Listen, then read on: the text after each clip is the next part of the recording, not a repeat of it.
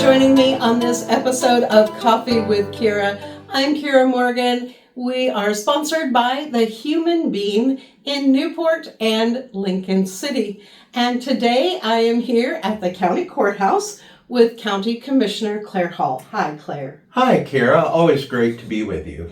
It's fun doing these interviews. Yeah. We've been doing it together for a very long time. Yes, we have.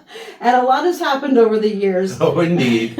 Yep. So for those who may not know, let's talk a little bit about you, what you do as a county commissioner. Sure. There are three of us. We're elected full-time. I was just elected last November for my sixth term, so this is year 21. And, we're responsible for both the day-to-day operations of the county and setting policy. So, like, right now, I think we're starting really to gear up and focus on the budget process. And unfortunately, I'm afraid, we've got question marks that we don't usually have because of what's happening in D.C. We just don't know. My biggest single concern right now, people often ask me that, is what's going to happen to Medicaid and what that impact that will have on our community health centers, because more than a third of our patients at those centers are Medicaid clients, and if they don't have coverage anymore, I don't know how we're going to deal with that. That would make things really challenging, and as you mentioned, it's the unknown. Yeah, exactly. It's hard to plan. Imagine trying to plan your household budget and not knowing if you're going to have enough coming in to be able to cover your expenses and whether you need to take on another job or if you're going to be okay. It's tough. Yeah, recently I saw a stat that 47% of Oregonians feel economically insecure. That doesn't surprise me, and I'm afraid that's going to get a lot worse before it gets better, because so many of these cuts seem to be targeting the most vulnerable. I mean, doing away with Head Start. Head Start has been doing good in this country for 60 years. Food Share seeing a 40% cut in their supplies this year. Meals on Wheels being zeroed out. I mean, not only does Meals on Wheels help seniors meet their basic nutritional needs, but if they're able to get out to the meal sites, a socialization opportunity as well. Why do we have to wreck that? Yeah, those are some very difficult questions, and hopefully some things will start to settle down and resolve itself. Yep. As time goes on, and hopefully there'll be a little more clarity to what's actually happening. Clarity, I like that word. Clarity with Claire. So let's talk a little bit about what's going on here in the county. You recently brought on a new county commissioner. He's been very involved in the community. Just saw him a few moments ago at the chamber luncheon, and have seen him out and about. Commissioner Walter Chuck. Yes, I'm glad that Commissioner Miller and I agreed on his appointment. I think we had a lot of very good, strong candidates, but I think Walter rose to the top. One of the things when I announced my public support for him on the day we made the appointment, I was looking at what were people looking for, or what did they get when they elected Katie Jacobson? Very strong ties to the marine science community and the commercial fishing community. And Walter, who has been on the Port of Newport Commission forever, he had those relationships, and my impression as I watch him from across the office is he's getting up to speed nice and quick. That's wonderful. And he's got some good experience having been a port commissioner for so long. Yep. I believe that he was one of the long-standing port commissioners. Yeah, I believe he was in his fourth term. Not sure how far along, but yeah, definitely experienced.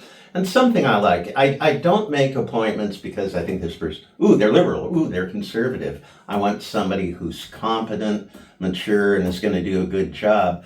But after Walter's appointment, I heard from people I consider liberal, people I consider conservative, who said, "You've made a good choice there. He's a good man. He'll serve the community well." And that's what I want. Wonderful. And let's talk a little bit about some of the programs that are going on right now. So your county Sure. administrator has left. Mm-hmm. So you're hiring another one. Yes. Now, some people may ask, Commissioner Hall, why is it necessary to have a county administrator when we pay for 3 commissioners to do the job? Well, we made the decision, going back 3 years, that we needed an administrator, is that we just didn't have the organizational capacity we wanted and needed to have to get things moving. As far as I was able to determine, we were the largest county in the state without an administrator or manager. A couple of things that Tim was able to get jump started and finally are happening after many years of talk and preliminary planning are the commons and the new animal shelter. But beyond that, he did a lot internally in terms of overseeing an update of our website, some new marketing initiatives. So really, for the long term, I think we're doing okay in this interim with pieces of his job farmed out to several people. But long term, I think we'll benefit. This is a big organization, 500 people, and budget approaching $200 million. And sound business management is important to me, and I hope it's important to every taxpayer. Is there room in the budget? You were just talking about question marks there. Mm-hmm. Is there room in the budget to bring on a manager? Yes. I mean, it was already budgeted. The position was already budgeted in this current year's budget, and we'll continue it into next year. And speaking of the animal shelter, is that something that you're kind of overseeing right now? Not as directly. There was a project manager and a team already in place, so I've been checking in with them, and seems to be progressing well. I hope we're on target for what we had earlier talked about, late summer, early fall opening. And what about the commons? Driving past the commons, you see some of the buildings are starting to get torn down. Yep. The arena area has been, dug up. Mm-hmm. We're starting to actually see some of those changes. Can you talk about that? Yeah, we, I think about a month ago, issued a demolition contract to a Toledo firm. They're taking down most of the buildings. Of course, the new 4-H barn we opened up will stay. Mm-hmm. For now, the Harney Street building and the main exhibit hall are staying, but even they've been gutted of fixtures and wiring. But the rest of them are coming down, and, we're going to be bringing in modular, metal buildings, and hopefully, I think we're having to reinvent the fair this year, and almost certainly for next year as well. It'll be something like this, where we're having events in many sites under the banner of the Lincoln County Fair. But hopefully by 27, we'll be back home in a beautiful new commons that'll serve us for decades to come.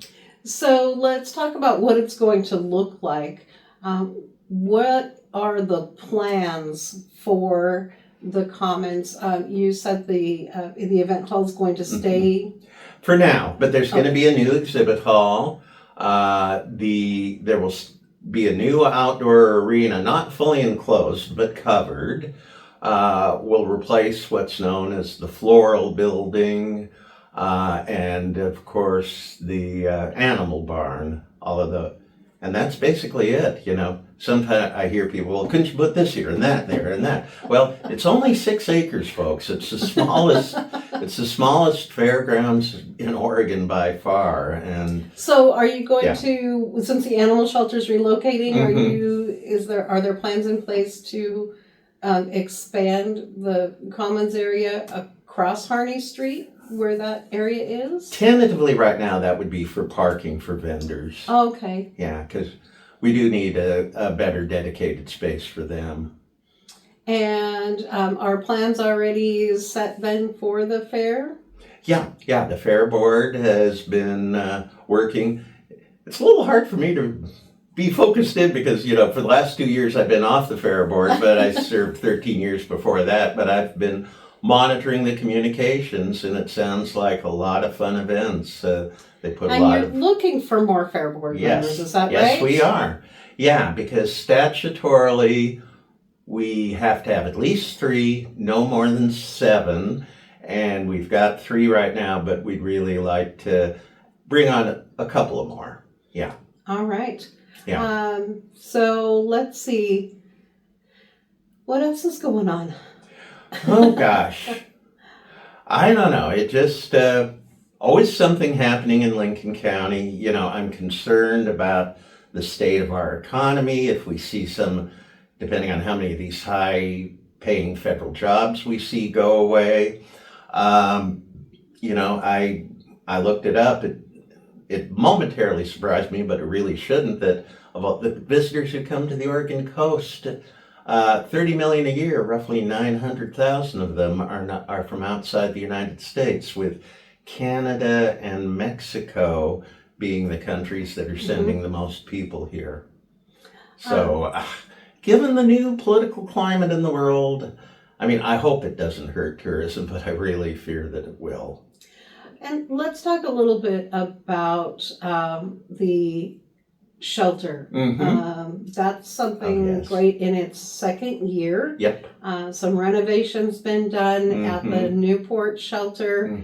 How are things going there at the Lincoln City shelter? They're still trying to get that resolved for next year. Newport will be wrapping up for the season at the end of this month.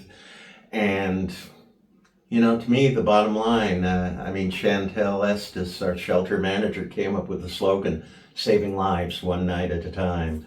And I hold on to the fact, the winter of 22, we had 10 people in the county die of hypothermia exposure-related conditions. During the time we've been open these last 2 winters, not one. That's amazing. Yeah, and to me, there's no more important work. Are they getting the resources that they need to transform to permanent housing? Yes, we have a housing navigator, and gosh, we haven't had an update from Chantel in a while, but I know that they've been able to get a significant number of people into permanent situations.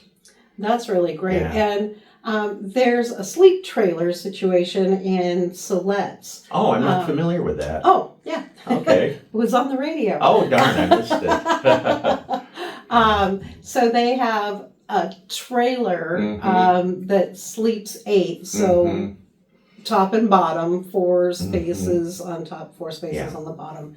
And people can sign up and check in, very similar, stay the night. Pets are welcome in the trailer there with them.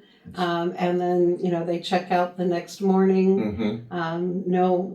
They said sobriety was not a requirement, but there was no drinking or drug use while you're there. And if you do, then you're out of the program. Kind of a lower barrier shelter.